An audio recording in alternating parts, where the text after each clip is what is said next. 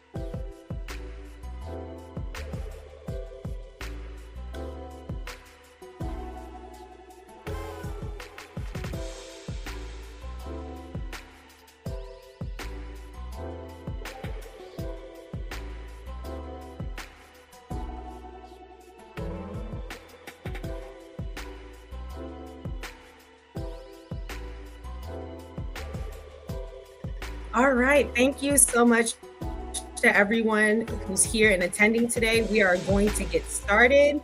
Today, we'll be talking all about the EB-2 NIW in 2025, what to expect, tips and tricks, and just allowing you to see some of the trends that we saw throughout 2024. And again, my name is Attorney Hannah Whaley. I am a senior business immigration attorney here at Eagan Immigration, and we're so happy that you're here to learn and get a little more insight into the EB-2 National Interest Waiver. So first, let's just talk about the basics of the EB-2 National Interest Waiver. Now, the EB-2 National Interest Waiver is not to be confused with the EB-2 sponsorship. The National Interest Waiver is specifically a self-petition employment-based green card. And what this means is that you do not need an employer or a job offer to apply for this green card category. Next is eligibility. Now, generally, the EB-2 National Interest Waiver is for professionals who are working and plan to contribute to the national interest or an area of national importance in the United States. And generally, what these requirements look like is a certain level of education, a specific proposed endeavor, and a clear and tangible benefit to the nation or specific portion of the nation. And again, these are generally what the requirements are, but we will get into the specifics as to what the elements are and everything else so that you know if you qualify or how to qualify for this category. Now, first, we're going to talk about the history behind the National Interest Waiver. It was introduced in the Immigration Act of 1990, and it was specifically created to allow basically a pathway for applicants who want to work and live in the United States, but may not want to go the traditional route of going with an employer sponsor or in a situation where it really isn't practical, depending on the specific type of work that the applicant is currently engaging in or wants to engage in within the United States. A perfect example of this is entrepreneurship. Now, since the creation of this category, the interpretation has changed for what national interest means, and it's actually expanded now to include a wide range of professions. You can get an EB-2 National Interest Waiver in essentially any field as long as you can demonstrate certain elements and aspects that contribute to national interest. And as I said previously, the expansion of this understanding and interpretation of national interest has allowed entrepreneurs to also utilize this category. Now, how to qualify. There are two main ways to qualify generally for the EB-2 National Interest Waiver. The first one is through advanced degree. Now, an advanced degree means a U.S. master's degree or higher, or the U.S. equivalent. Another way to qualify as an advanced degree professional is with this bachelor's degree plus 5 years of postgraduate experience, or the foreign equivalent. What this means is that if you have a foreign degree, the first thing you want to figure out is what is the US equivalent. So before you even look into the EB-2 National Interest Waiver, if you know you have a foreign degree, it is always advised to go ahead and get that educational degree evaluation so that you know which way you can qualify. But for a bachelor's plus 5 years, something that I see a lot sometimes with consultations is understanding what this 5 years mean. Specifically, if you are going to qualify as an advanced degree professional with a bachelor's, these 5 years of experience must be post-graduating from your bachelor's degree. As well, the 5 years of experience must be in or related to your field of work. So if you are in the field of medicine, if you have work that is in retail or in areas that do not closely align or have any form of connection, USCIS will not count this as qualifying 5 years of post-grad experience. Now, if you do not qualify through an advanced degree professional, the other way to qualify is through exceptional ability. Now, for exceptional ability, we have this list of criteria. First is an official academic record or degree, diploma, certificate, or similar award from a college, university, school, or institution. Here, USCIS is looking for a record that shows that you gained some sort of education. It doesn't have to be in a traditional sense. As you can see, it can be certificates, diplomas, or other forms of training, but you want to make sure that it is related to your field of work. Next, at least 10 years of full-time experience in the occupation. Now, this does not have to be post-grad whatsoever. Here, what USCIS wants to see is a full 10 years of documented experience within your field. Now, it is important to have that documentation that we'll talk about a little further, but you have to provide evidence that you have a full 10 years of work. Third, a license to practice the profession or certificate. Next, we're looking at evidence of commanding a higher salary or compensation for services. This is one that gets people a little confused. What USCIS is wanting to see here is that either you can demonstrate that you make more than typical professionals within your field and your job description due to your level of expertise or speciality that you provide, or that you're working in a field, and this is easy for a lot of entrepreneurs, where you're being compensated for your services. A great example of this would be if you're artistic and you're hired to do different paintings for individuals. That is something that would fall into this category. Next is membership in professional associations. For this category, USCIS really wants to see that the membership, the association that you're a member of, requires a certain level of professionalism, whether it's education or a certain level of success. You have to show that it is professional in a sense. And then lastly is recognition or achievements or contributions to your industry, or your field or other organizations. Now, for exceptional ability, although there is a list, you only have to meet 3 of these.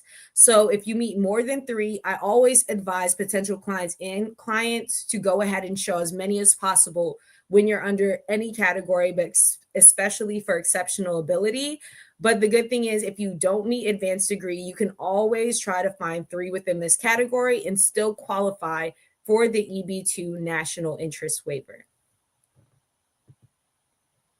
Now, here are 5 tips for qualifying. And again, this is just the initial qualifications. We still have to go into the evaluating criteria that is used. But for qualifying, the first thing, and I did emphasize this previously, always provide a degree evaluation for your case. Almost 10 out of 10 will always get USCIS requesting that. And it's just such an easy one to get right. So if you have a foreign degree, just get the degree evaluation ahead of time so that you don't have to worry about getting an RFE on something so simple. So again, always get a degree evaluation if you're applying as advanced degree professional.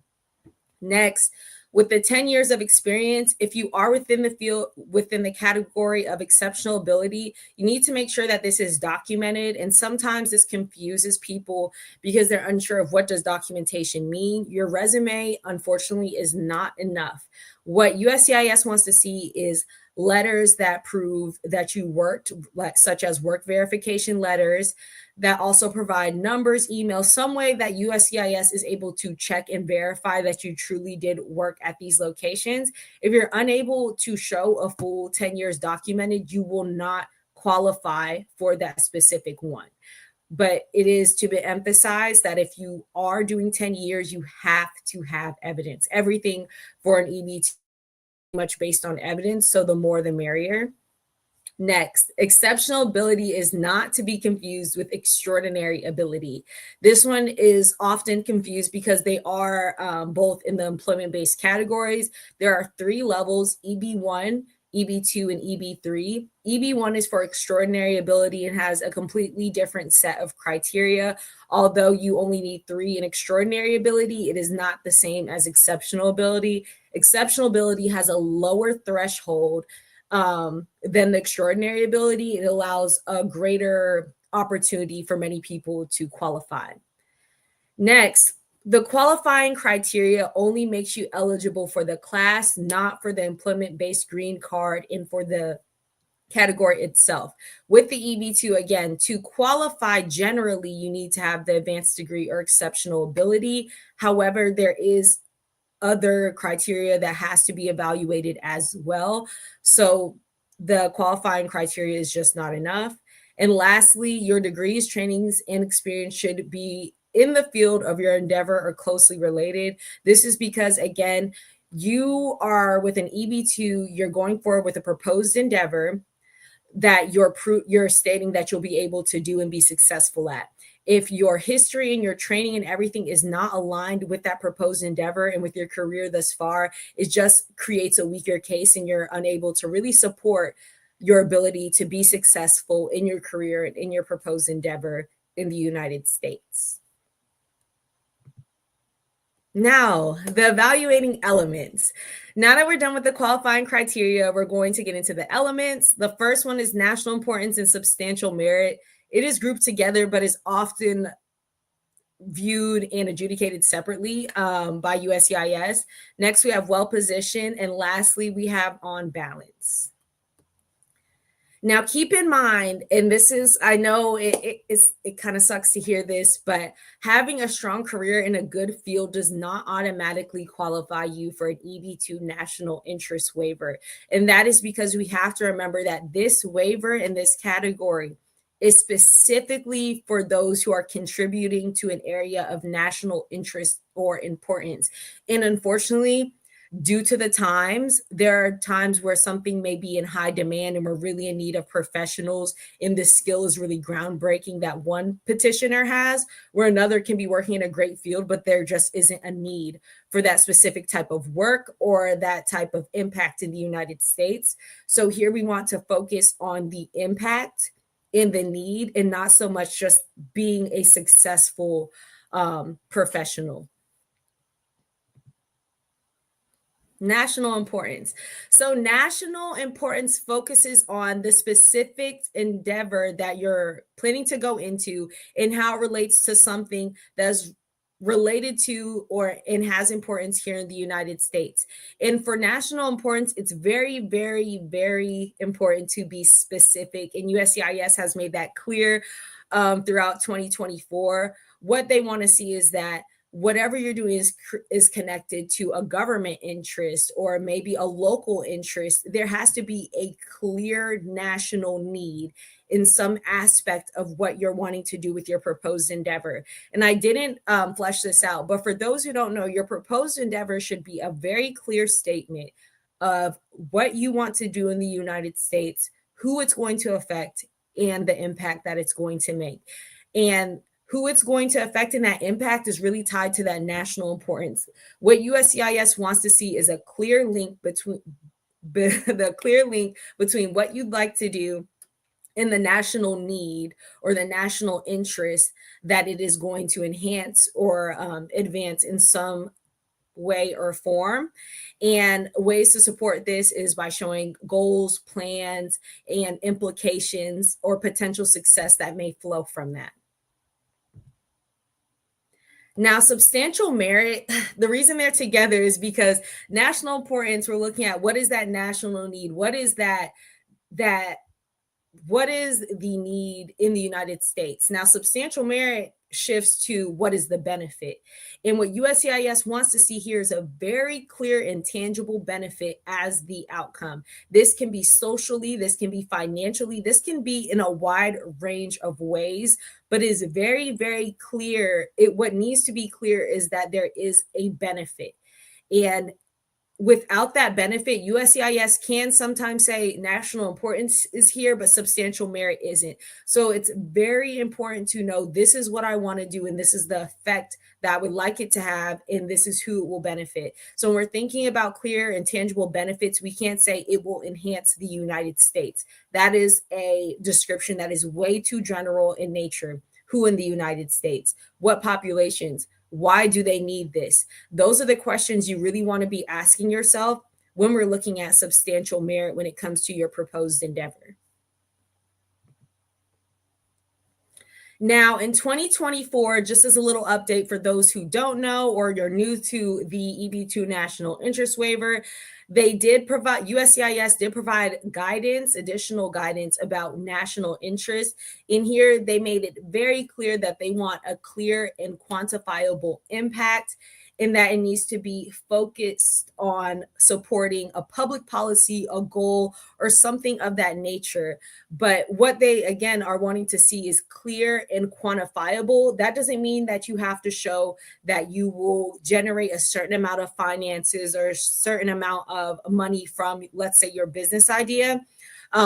There's case law that specifically goes against that. So USCIS cannot require that. But there, again, needs to be a clear impact. That's what we're focusing on. Some of the examples that USCIS provided as prioritized fields in 2024 included medical research, green technology, public safety, and national security. But again, these are not the only areas. What we want to focus on is what the impact is. And if it is in any way related to public policy, you're really in a good spot to see yourself be successful with this form of a petition with the EB-2. Next, we're looking at well-positioned. Well-positioned shifts from national interest, national importance, and substantial merit. We're looking at the endeavor.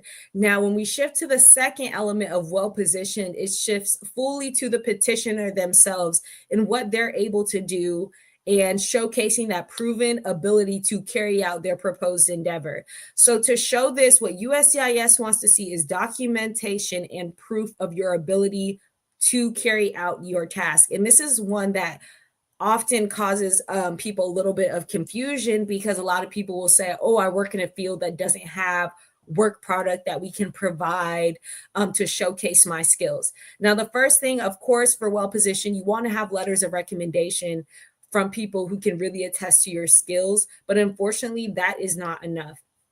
For the well-positioned category, especially now that we're in a new presidency and in 2025, and we've looked at some of the numbers from last year, we want to make sure that people understand that well-positioned has to be documented well, whether it is samples of drawings that you made if you are in construction, or redacted emails, redacted documentation of you working on projects.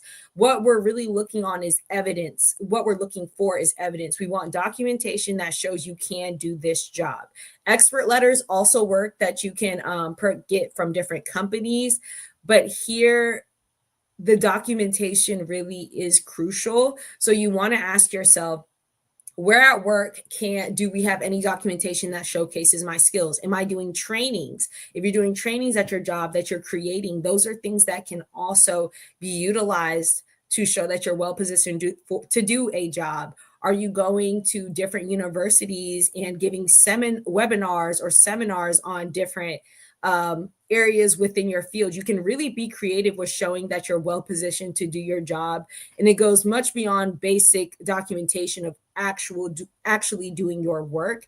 But here for well positioned, USCIS wants to see that you are doing more than essentially your job description. They want to see that you're ready to carry out a task that is much bigger and that you're not wanting to just do your job, because if you are only showing documentation evidence of the ability to do your job, USCIS will reject you on this specific category for the reason that sponsorships were designed for employers to sponsor workers. So the big thing when you're crafting your proposed endeavor and looking at well positioned is showcasing that you are much more than your job description.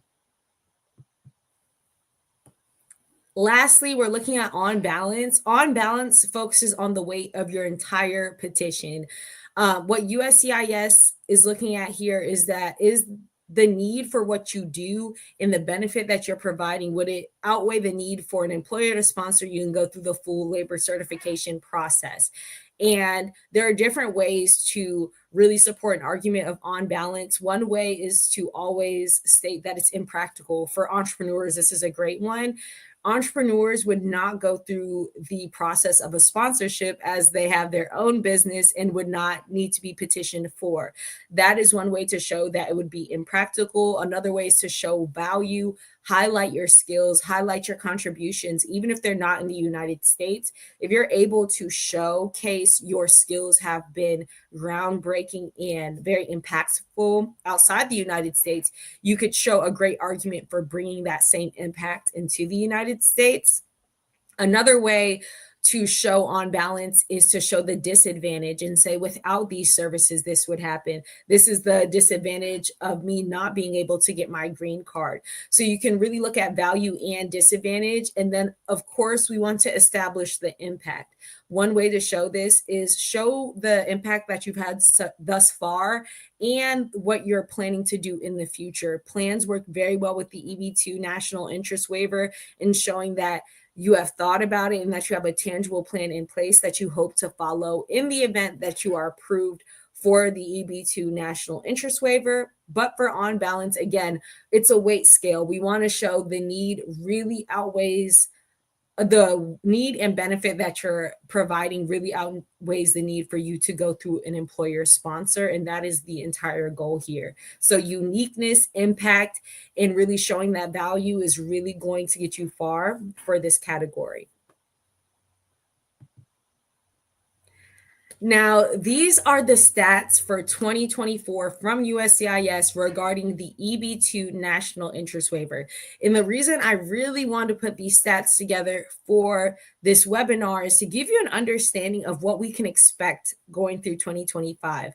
Now, in the beginning of 2024, the wait times for just the I-140 weren't looking too significant, but I know as of recently, and we'll go over those wait times in the next slide, it's gotten around the 11 and 12-month mark.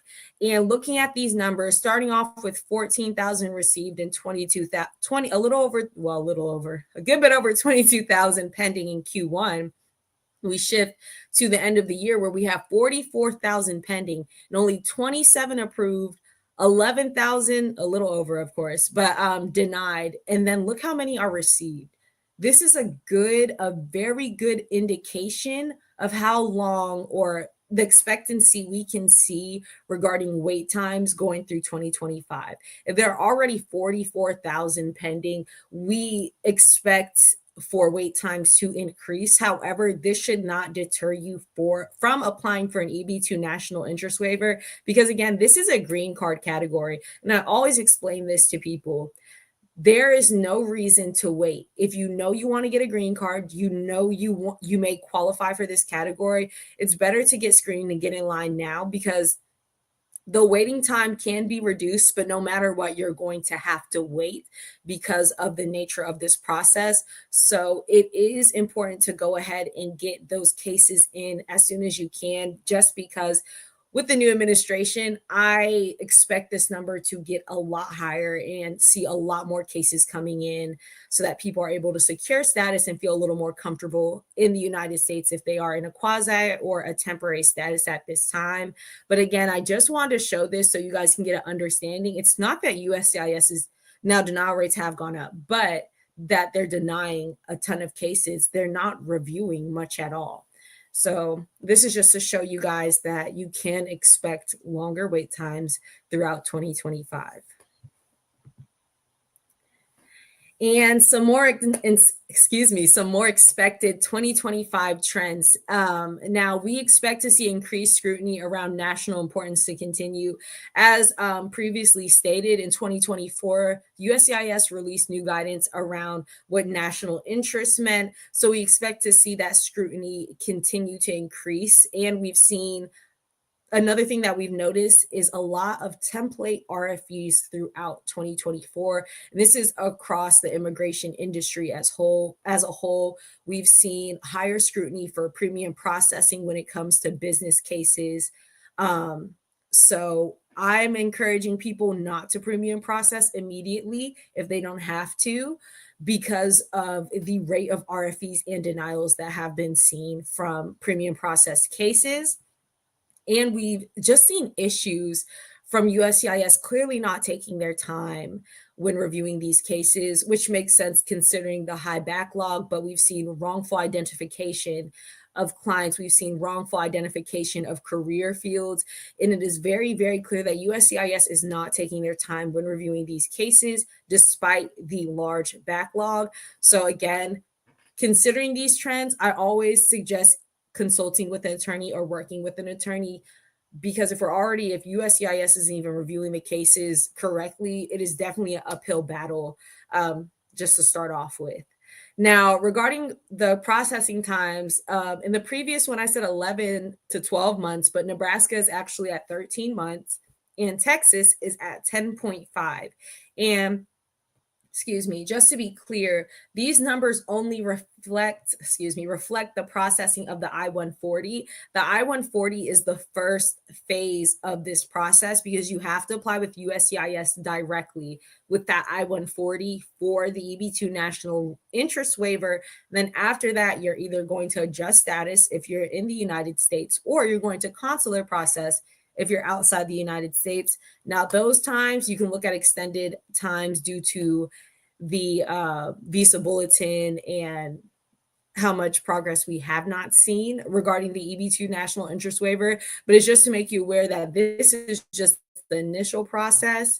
For the next process, as far as adjusting and that consular processing, those times vary as well because we're dependent on the visa bulletin as well as embassy wait times. But if you do decide to go through premium processing, you do receive an answer within 45 calendar days. And premium processing is always a great option for those who are running out of status and know that they are on a limited timeline.